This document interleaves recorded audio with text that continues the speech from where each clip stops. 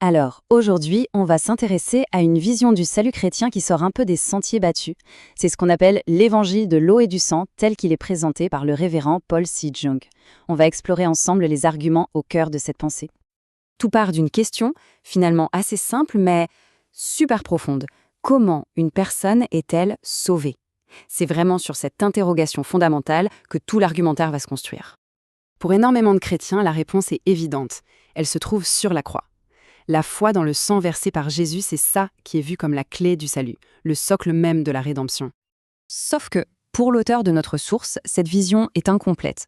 En fait, se concentrer uniquement sur la croix, ce serait passer à côté de la moitié de l'histoire. Alors, quelle est donc cette autre moitié? On entre dans la première partie qui pose le problème de fond que l'auteur cherche à résoudre, la question du péché. D'après cette source, le problème remonte à Adam. L'humanité est vue comme pécheresse par nature et du coup doit faire face à un jugement. Pour y échapper, la Bible dit qu'il faut naître de nouveau d'eau et d'esprit. Et vous allez voir, c'est cette petite phrase qui est vraiment au centre de tout. Et ça nous amène directement à la deuxième partie qui va décortiquer l'interprétation d'un mot, un mot clé de ce passage, l'eau. Alors, cette eau, qu'est-ce que ça représente au juste?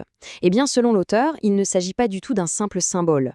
L'eau ferait référence à un événement historique bien précis, le moment où Jésus a été baptisé par Jean-Baptiste. Pour bien expliquer l'importance de ce baptême, l'auteur utilise une analogie assez puissante, celle du rituel du bouc émissaire dans l'Ancien Testament. Vous savez, le grand prêtre posait les mains sur la tête du bouc pour y transférer les péchés. Et bien de la même manière, Jean-Baptiste, en tant que représentant de toute l'humanité, aurait transféré tous les péchés du monde sur Jésus au moment de son baptême. Cette citation de Jésus est utilisée pour vraiment renforcer l'argument.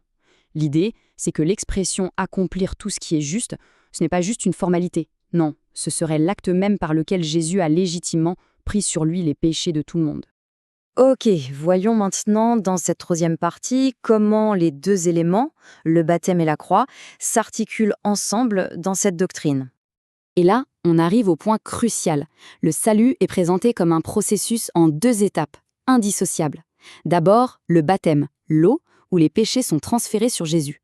Et ensuite seulement, la croix, le sang, où Jésus paie la dette pour ses mêmes péchés. L'un ne peut pas fonctionner sans l'autre. La logique de l'auteur est la suivante. Croire uniquement à la croix, c'est oublier l'étape du transfert des péchés. D'après lui, sans le baptême, pour placer les péchés sur Jésus, la crucifixion n'aurait, en quelque sorte, eu aucun péché à expier. Le témoignage de Jean-Baptiste, juste le lendemain du baptême, est présenté comme une preuve. Quand il dit que Jésus ôte le péché du monde, au présent, l'argument est que l'acte a déjà eu lieu.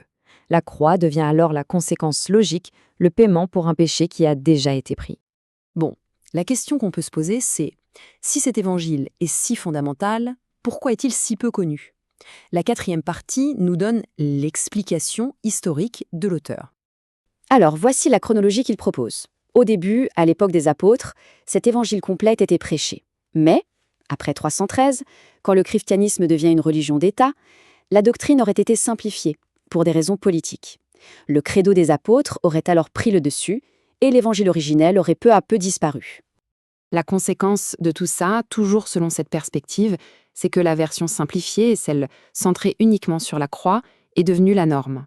L'auteur va même jusqu'à la qualifier de faux évangile, parce qu'il lui manquerait une pièce essentielle. Ce qui nous amène tout droit à la dernière section, la mission que l'auteur estime avoir aujourd'hui. Et là, l'auteur fait une affirmation pour le moins audacieuse. Il déclare que son livre serait le premier dans le monde moderne, à restaurer et à prêcher clairement cet évangile originel. Pour définir sa mission, il s'appuie sur ce passage du prophète Ésaïe. L'idée de réparer les brèches, ce serait justement de corriger ce qu'il perçoit comme une cassure, une rupture dans l'histoire de la doctrine chrétienne. Au-delà de cette perspective théologique bien spécifique, cette analyse soulève une question beaucoup plus vaste. Comment nos croyances, qu'elles soient religieuses ou autres, évoluent-elles ? Comment l'histoire, la politique peuvent-elles les interpréter, voire les transformer? C'est une question qui, je pense, nous invite tous à la réflexion.